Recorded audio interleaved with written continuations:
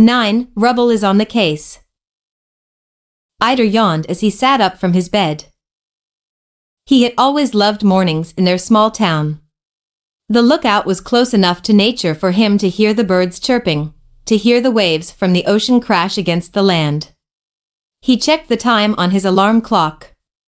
This was about the time he would hear Chase waking up his teammates for the day. He wondered how he was doing, out there on that mission PAW.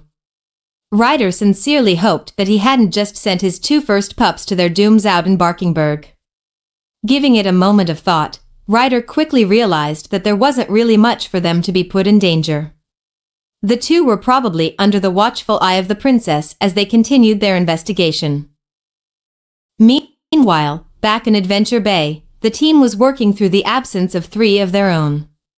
Whenever they required one of Chase, Marshall's, or Sky's skills, they would often use whatever pup they didn't require for that mission to fill that spot. It was sort of like the reverse of how the PAW patrol started. Chase and Marshall started out by doing each and every job belonging to the PAW patrol, with Chase handling policing and eco duties. Marshall was in charge of firefighting and construction. While there were only 4 jobs at the time, it sure wore them out. The young genius stretched his arms. Maybe he should start getting around to waking the pups up. Rise and shine, pups. What? 2 groans followed soon afterwards. Was somebody else doing Chase's daily duty in his absence? But who? And why? If we get up quickly, we can catch a pre-breakfast breakfast. Rubble. The door to his room swung open, making Ryder jump a bit. Construction pup Rubble, reporting for duty. Ryder. Rubble saluted, sir. Ryder gave the bulldog a heartfelt smile. He was able to tell that Rubble was trying his best to pick up the slack that had been left when Chase and Marshall left for Sky. Rubble was always the one turned to whenever he regarded inexperience and naivety. He was well aware that the construction pup did his best each and every day to live up to the name of an official PAW patrol pup. Even though it had been years since Rubble initially joined, even Ryder himself couldn't help but to underestimate him from time to time.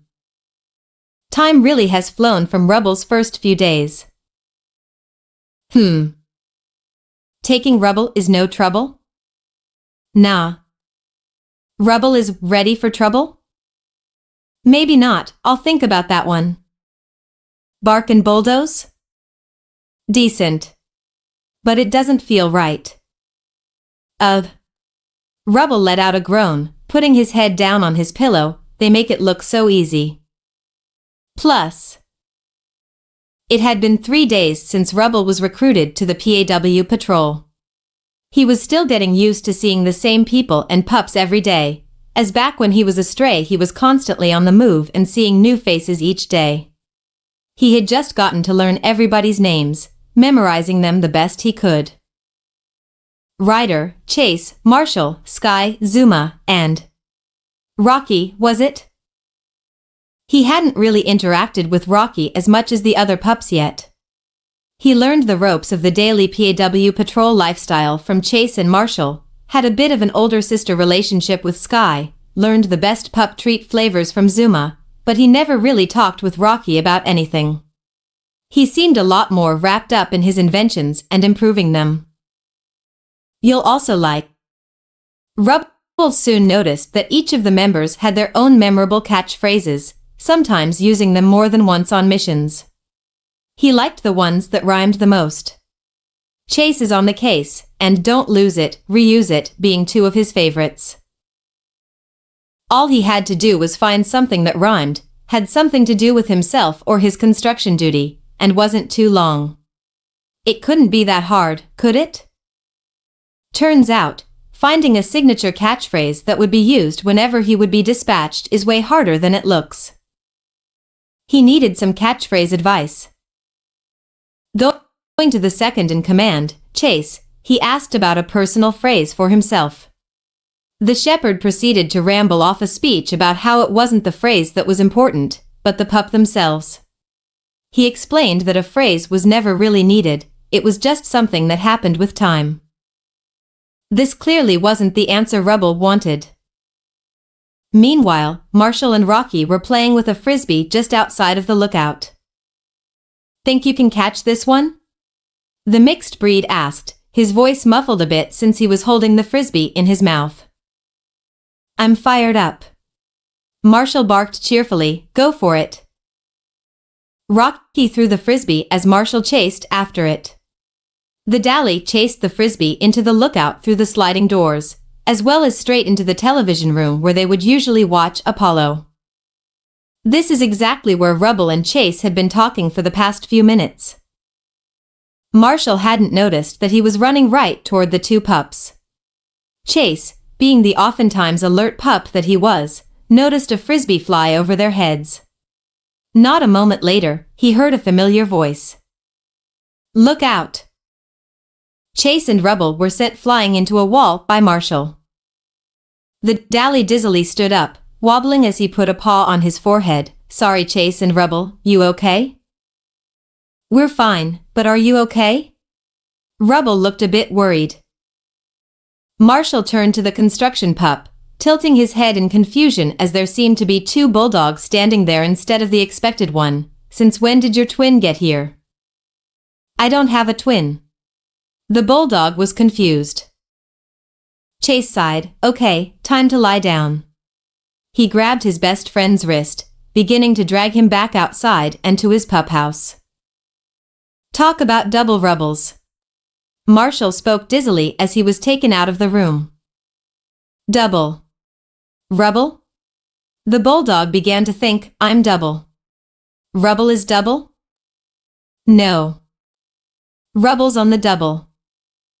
The bulldog was blown away. That sounded cool, almost as cool as Chase's. Why didn't he think of that before? It seemed so simple, so right. He finally found his catchphrase.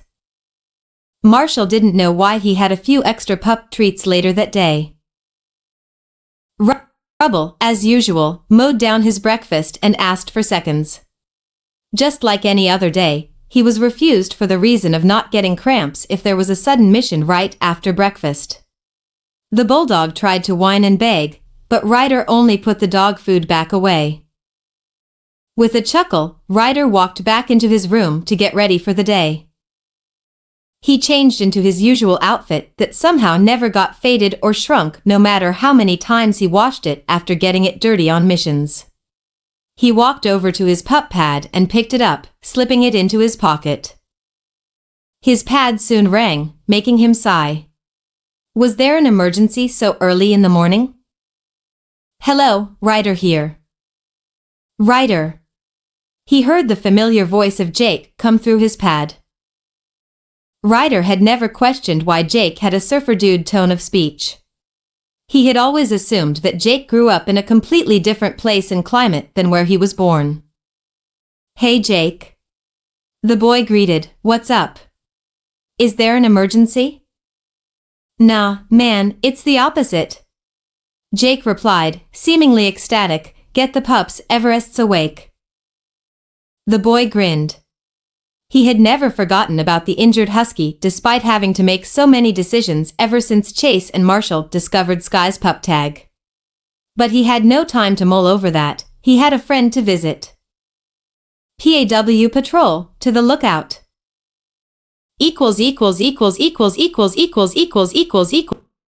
Everest lightly pawed at the bandaging around her head.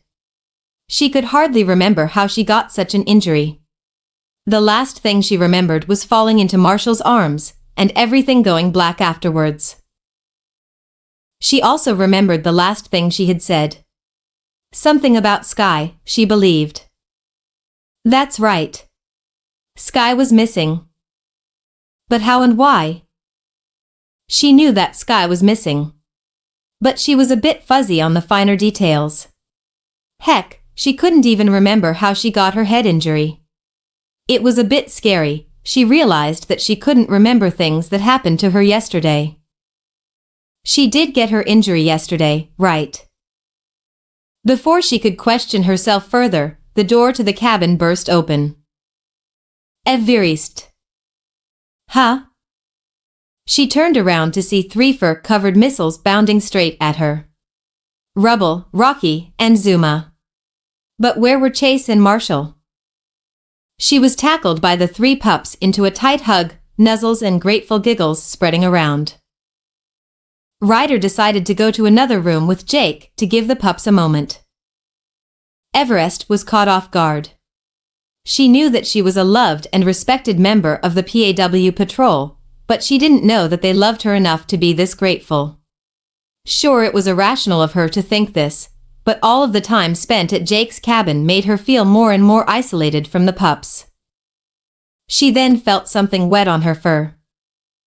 Her eyes drifted down to Zuma, whose face was stuffed in her fur. The lab was shaking softly as he let a few hitched breaths become louder as time went on. Everest's heart instantly swelled for her friend. He was crying. Zuma.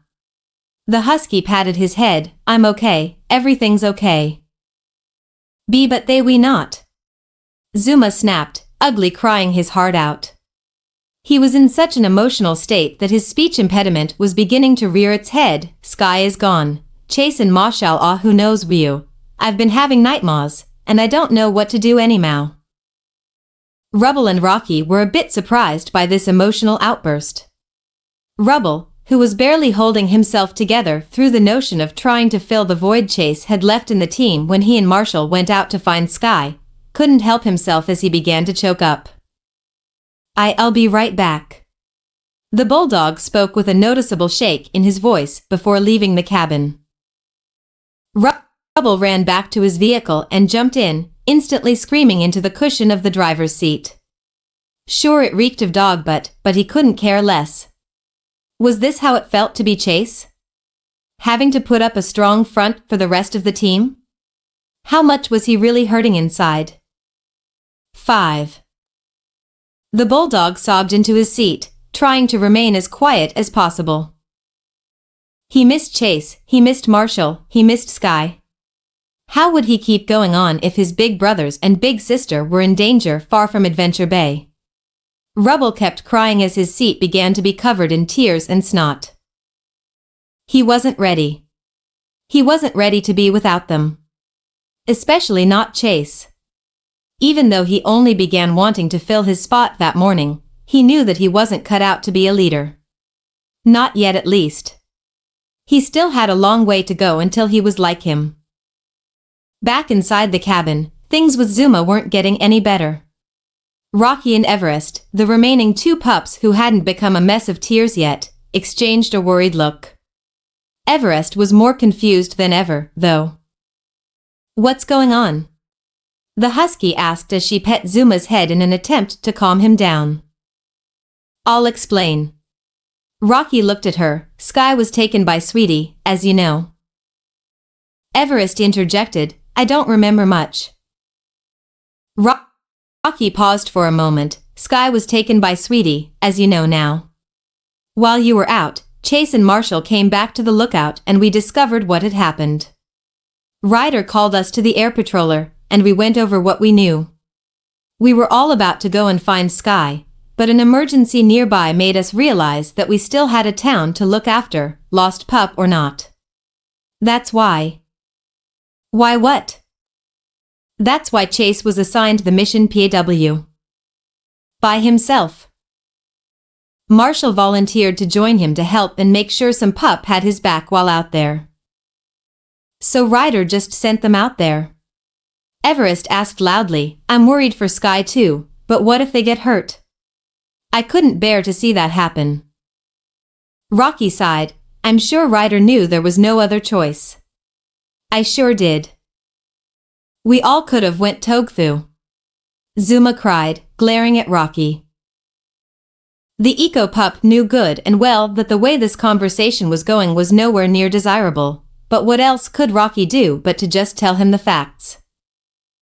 Had we waited, who knows what could have happened to Sky in that window? Rocky looked back at him with a resolute expression. For all we know, she could already be. Well. Zuma was shaken by his statement.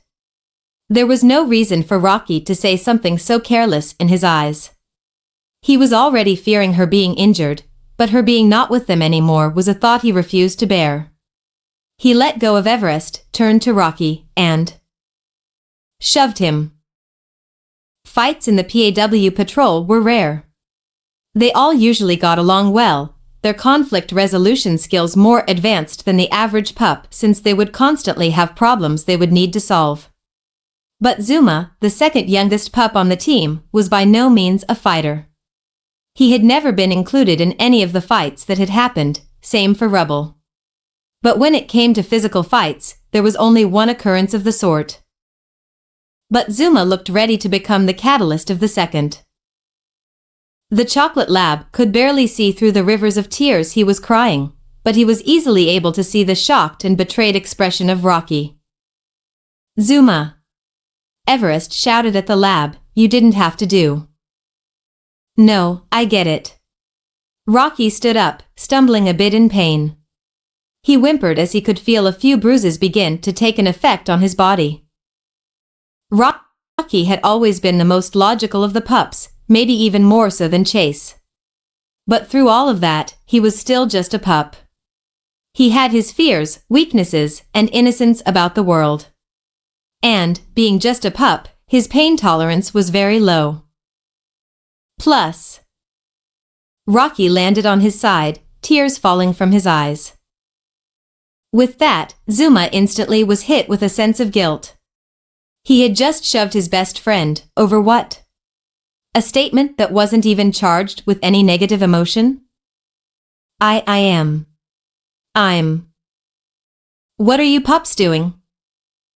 The three turned their heads to see a very shocked rider, who had supposedly just walked onto the scene.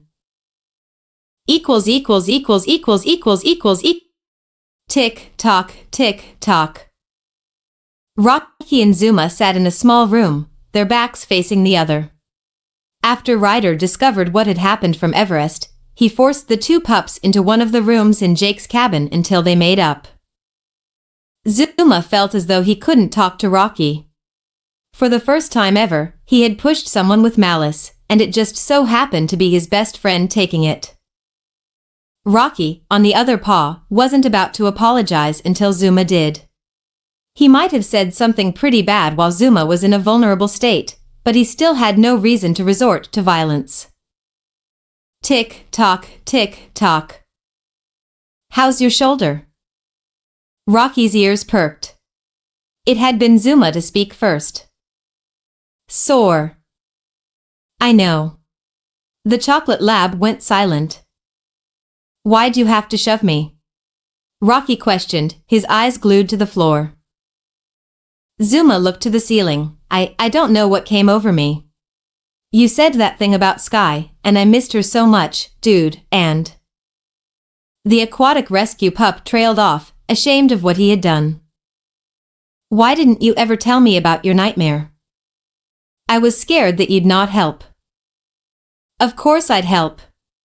Rocky retorted, you're my best friend, Zuma. At least. I thought you were. You are my best friend. Zuma turned to look at Rocky for the first time since they had been pushed into the room. He could see that Rocky had shed a few tears since their conversation's beginning. The lab wasn't sure what to do. He'd seen Rocky cry before, but had never been the cause of it himself. He looked around for a moment before suddenly wrapping his arms around the mixed breed. I'm sorry, Rocky. He shouted, I'm scared to lose all of the PAW patrol, but I could never lose you. I don't know what I'd do without you. Please don't hate me. Please. Rocky was surprised by this before returning the hug with a greater force than Zuma had hugged him with. Zuma. We're gonna find them. We're going to go back to the way things were. Pumice, Waki. I pup promise, Zuma.